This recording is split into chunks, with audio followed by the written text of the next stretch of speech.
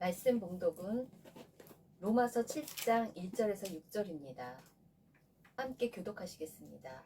형제들아, 내가 법 아는 자들에게 말하노니 너희는 그 법이 사람이 살 동안만 그를 주관하는 줄 알지 못하느냐?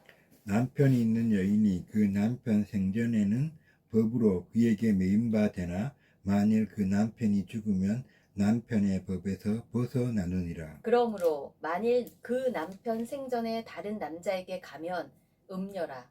그러나 만일 남편이 죽으면 그 법에서 자유롭게 되나니 다른 남자에게 갈지라도 음녀가 되지 아니하느니라. 그러므로 내 형제들아, 너희도 그리스도의 몸으로 말미암아 율법에 대하여 죽임을 당하였으니 이는 다른 이 곧 죽은 자 가운데서 살아나신 이에게 가서 우리가 하나님을 위하여 열매를 맺게 하려 함이라.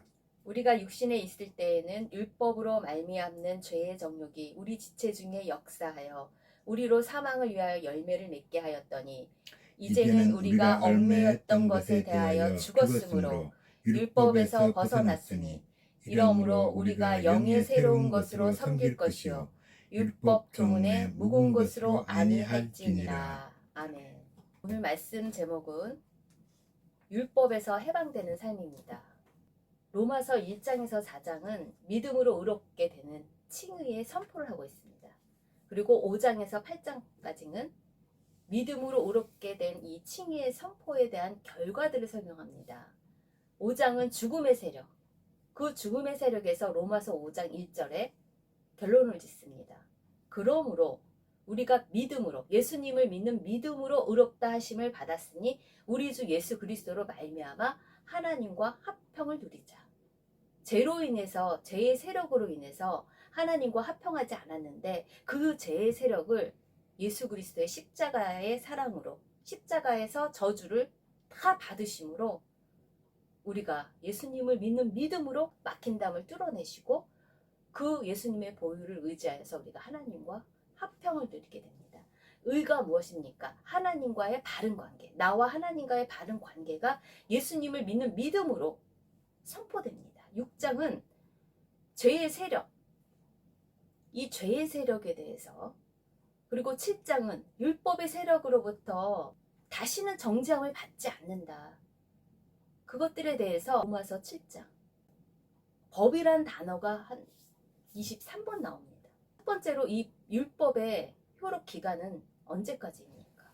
남자와 여자가 결혼해서 그 혼인법, 그 혼인법의 기간은 바로 살아있는 동안에만 지배를 합니다.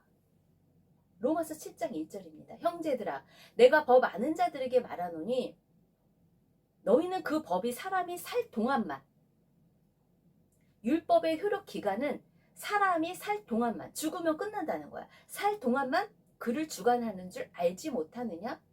이렇게 바울은 율법으로부터 자유하게 되는 것들에 대해서 율법이 영원한 법이 아니라는 거예요. 이 부부관계를 통해서, 혼인법을 통해서 율법에서 자유할 수 있음을 설명하고 있습니다. 결혼을 하게 되면 하나님과 그리고 많은 증인들을 모셔놓고 법적인 부부가 되었음을 공포하는 날입니다. 부부가 되는 공식적인 법적 혼인식인 혼인법을 통해서 서로에게 묶입니다. 이처럼 부부는 법에 따라 서로에게 얽매여 그 책임을 다하며 살아갑니다. 2절에요.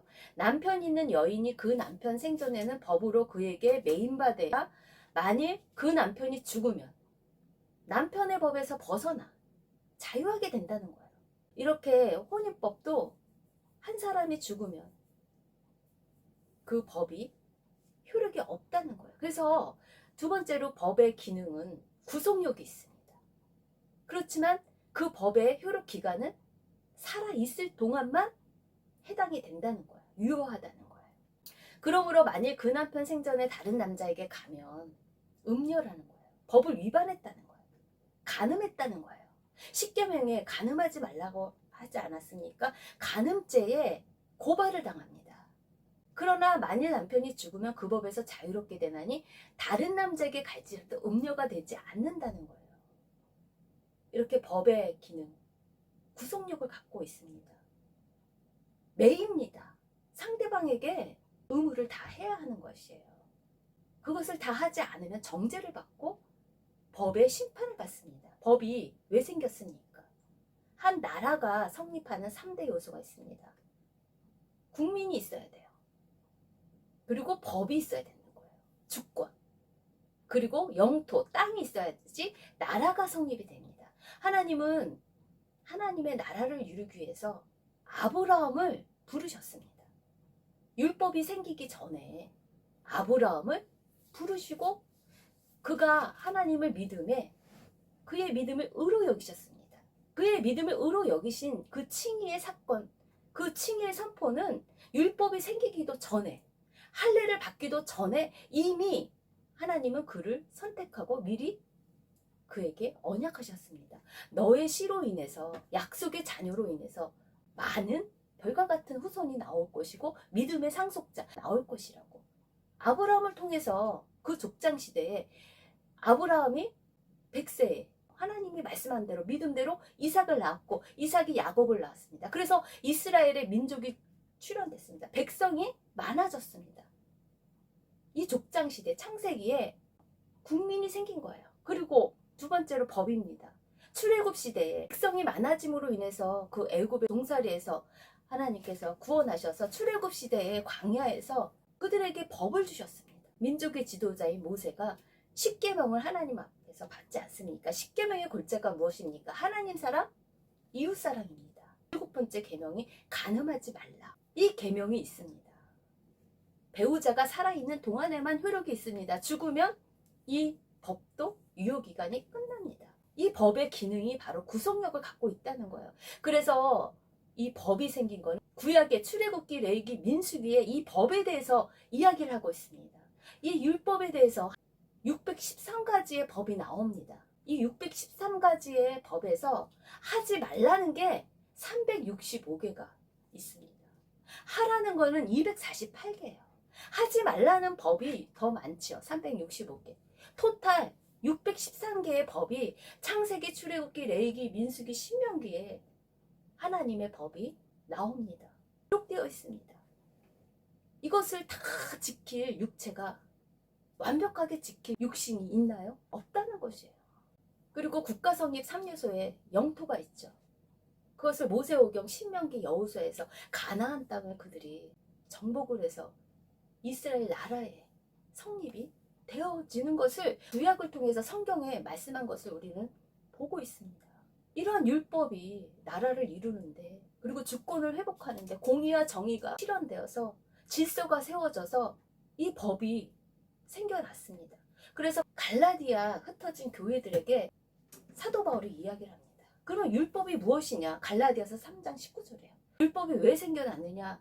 범법함으로, 법을 범함으로 범법하지 못하도록 하기 위해서, 정의와 공의가 실현되게 하기 위해서, 법을 지키지 않기 때문에 이 율법이 필요하다는 거예요. 범법함으로 더하여진 것이고 천사들을 통해 한 중보자의 손으로 베푸신 것이라는 거예요. 근데 약속하신 자손이 오시기까지, 예수 그리스도께서, 신랑 되신 예수 그리스도께서 오시기까지 이 율법이 초등교사가 되어서 우리를 그 믿음으로 인도를 한다는 거예요. 그래서 약속의 자녀로 우리가 상속자, 하나님의 아들이 된다는 것이에요. 무릇 하나님의 영으로 인도함을 받은 자가 하나님의 아들이라고 해요.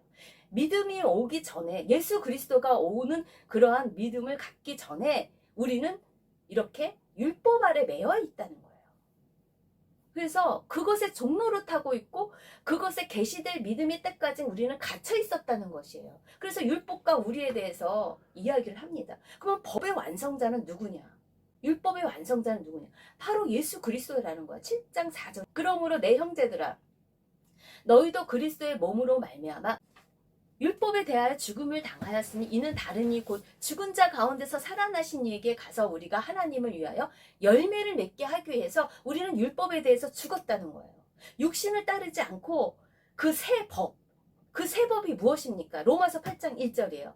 그러므로 이제 그리스도 예수 안에 있는 자에게는 결코 정죄함이 없나니 이는 그리스도 예수 안에 있는 생명의 성령의 법이, 새로운 법, 율법, 그 율법에 묵은 것이 아니라 새로운 법, 생명의 성령의 법. 이 성령은 예수님을 믿는 사람에게 우리가 성령의 전이잖아요. 누구든지 그리스도의 영이 없으면 그리스도의 사람이 아니라는 거예요. 무릇 하나님의 영으로 인도함을 받는 사람은 하나님의 아들인데 그 생명의 성령의 법으로 우리가 가게 되면 이 율법에 매인바된 것들에 대해서 해방된다는 거예요. 죄와 사망의 법에서 너를 해방하였다는 거예요. 육신을 따르지 않고 그 영을 따라 행하는 우리에게 율법의 요구가 이루어지게 하기 위해서 예수님이 십자가에서 그 율법의 요구를 다 율법에 대하여 죽임을 당하셨기 때문에 우리는 그 죽임을 당하신 그 율법의 저주를 예수님이 다 대가를 치르셨기 때문에 그 구원자 예수님을 믿는 믿음으로 우리는 죽은 자 가운데서 다시 살아나서 예수 그리스도, 신랑 되신 예수 그리스도와 한 몸이 되어서 연합이 되어서 우리가 그 영으로 새 법으로 율법이 아닌 그 묵은 것이 아닌 생명의 성령의 법으로 우리는 열매를 맺게 하기 위해서 해방된 삶을 주셨다는 거예요. 열매를 맺게 하기 위해서. 5절입니다.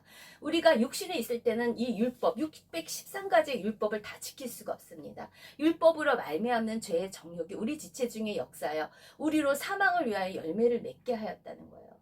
6절에 이제는 우리가 얽매였던 것에 대해서 율법에서 해방되는 새로운 성령의 법, 믿음으로 우리는 약속의 언약대로 우리는 생명의 성령의 법을 통해서 우리는 율법에서 벗어났다는 거예요. 그 매임에서 해방됐다는 거예요. 이러므로 우리가 영의 새로운 것으로 새로운 성령의 법으로 우리는 섬길 것이요.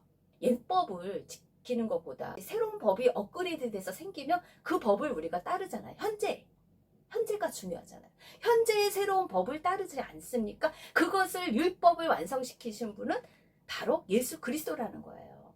그래서 로마서 10장 4절을 말씀합니다. 그리스도는 모든 믿는 자에게 의를 이루기 위해 율법의 마침표가 되시고 율법을 폐하라고 오신 것이 아니라 율법을 완성시키려고 오신 것입니다. 율법의 완성은 바로 사랑입니다. 십계명의 단어가 뭡니까? 하나님 사랑, 이웃 사랑. 바로 십계명의 그 새로운 성령의 법, 사랑입니다. 그 사랑을 완성하기 위해서 십자가에서 그 사랑을 하나님의 아들이 그것을 다 담당하셨다는 것입니다.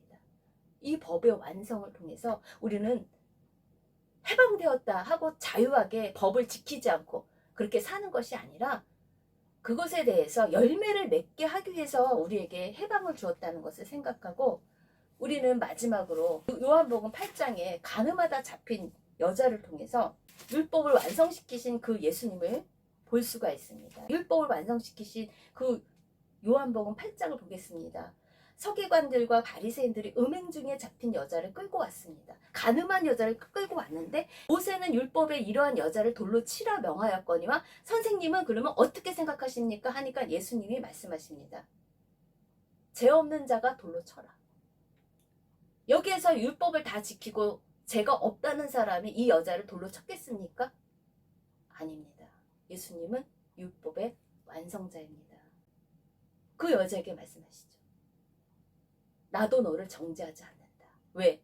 새로운 성령의 법이 너를 해방하였기 때문에 나도 너를 정죄하지 않기 때문에 다시는 죄를 범하지 말라.